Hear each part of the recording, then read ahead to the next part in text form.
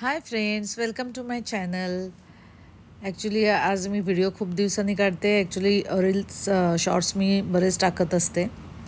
आज माझ्याबरोबर आहे एक्झोरा, मिनी एक्झोरा, आणि खूप छान फुललं आहे. आणि मी ह्याच्यासाठी आज व्हिडिओ काढला की हे झाड आणल्यापासून आता ह्या वेळेला ह्याला बरीच खाली छोटी छोटी बच्चू झालेत त्याचे. म्हणजे ते नवीन त्याची रोपं आलेली आहेत, ती आपण काढून नवीन आपल्या कुंडीत पॉटमध्ये किंवा आपल्याला जमिनीत लावायचं तर लावू शकतो. तर हे खूप छान दिसणारं झाड आहे. ॲक्च्युली माझ्याकडे एक्झोराचे 4-5 कलर आहेत. मी मागे पण व्हिडिओ टाकलेले. हे मिनीमधलं हे एकच आहे. आणि दुसरं एक पांढरं येतं, त्याची फुलं एवढी छोटीच असतात, पण ते उंच झाड होतं. तर त्याच्यात भरपूर त्याची रोपं होतात त्याची. म्हणजे ते माझ्या जमिनीत आहे मागे मी, आणि एका वेळी 100 100 त्याला गुच्छ येतात एक्झोराचे. तर त्याची इतकं ते फास्ट ग्रो होतं ना, म्हणजे नवीन रोपं इतकी येतात ना त्याला, की आजूबाजूला जमिनीमध्ये सगळी तीच रोपं येतात. मला अक्षरशः काढावी लागतात. तर हे मी आणल्यापासून पहिल्यांदा ह्याला पॉटमध्येच बरीच रोपं आलेत, ती दाखवण्यासाठी मी हा खास व्हिडिओ काढला. तसं म्हटलं तर ह्याला फुलं भरपूर असतात, अगदी गुच्छ काही वेळेला एवढं झाड भरलेलं असतं. तुम्ही बघत असाल हे गार्डनमध्ये वगैरे असतं, बॉर्डरला असतं, किंवा दिवसभर ह्याला ऊन चालतं. फार काही काळजी करायला लागत नाही, पाणी वेळेवर घालायचं.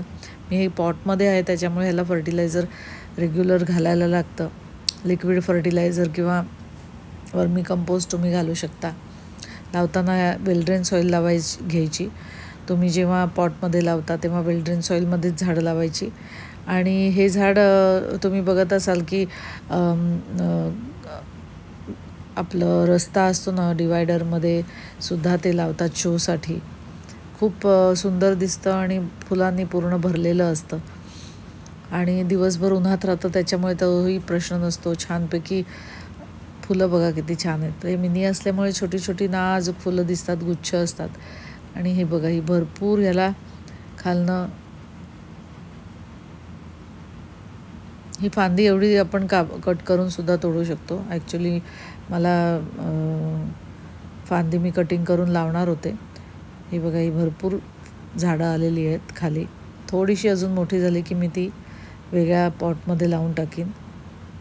बरी झाली. त्याच्या स्वतःहून बिया पडतात, फुलं सुकल्यावर बिया होतात, त्या पडतात, आणि आपण बरीच झाडं आलेत बघा. तरी हे लादीवर ही कुंडी आहे म्हणून. जर जमिनीवर असते तर मला वाटतं तर भरपूरच आली असते. ह्याला तेवढाच स्कोप मिळाला त्याच्यामुळे. हे त्यातल्या त्यात जरासं मोठं आहे, तर हे मी काढून आता लावते. बरीच आहेत बघा.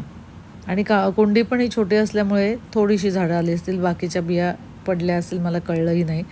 आणि हे आपलं मेक्सिकन पिटुनिया आहे. हे पण मागे मी तुम्हाला हे ऑपअप आलं आहे, कारण त्याच्या शेजारी दुसरी झाडं होती ह्याचीच. तर ह्याच्या बिया आता वाऱ्याने उडतात, आणि कुठेही दूरवर पण जराशा जाऊन माती दिसली तरी तिथे ती रुजते. मातीवर पडलं तर ती रुजते आणि तिथे झाड येतं. इझी टू ग्रो आहे ते पण मला आता काढायचं आहे ह्यातून. किती छान गुंड सुंदर फुलं दिसतात बघा. आणि हे झाड म्हणजे आता मी काही फांद्या जराशा मोठ्या झाल्यात त्या कट करणार आहे, त्याही लावणार आहे. त्या फांद्यासुद्धा जगतात. जगायला तसं इझी टू ग्रो आहे, मेंटेनन्स कमी आहे, फार काळजी घ्यायला लागत नाही. दिवसभर ऊन पाहिजे बाकी त्याला. उन्हात मस्त राहतात. तुम्ही रस्त्यांवर बघत असाल, रस्त्यांवर गार्डन्स असतात, छोट्या छोट्या आयलँडमध्ये केलेले असतात. त्याच्यात खूप सुंदर दिसतं, कारण गुच्छाने हे झाड भरलेलं दिसतं. फार उंच होत नाही हे झाड, आणि आपल्याला हव्या त्या उंची एवढं ठेवून आपण ते कटिंग करू शकतो. त्याची उंची आपल्याला हवी तेवढी आपण ठेवू शकतो. असं सुंदर दिसणारं प्लांट आहे. इझी टू ग्रो आहे. आज मी खूप दिवसांनी व्हिडिओ काढला आहे, तर माझ्या रील्स तुम्ही बघता त्याच्याबद्दल थँक्यू. आणि व्हिडिओ पण रेग्युलर काढायचा प्रयत्न करेन. Thanks for watching my video.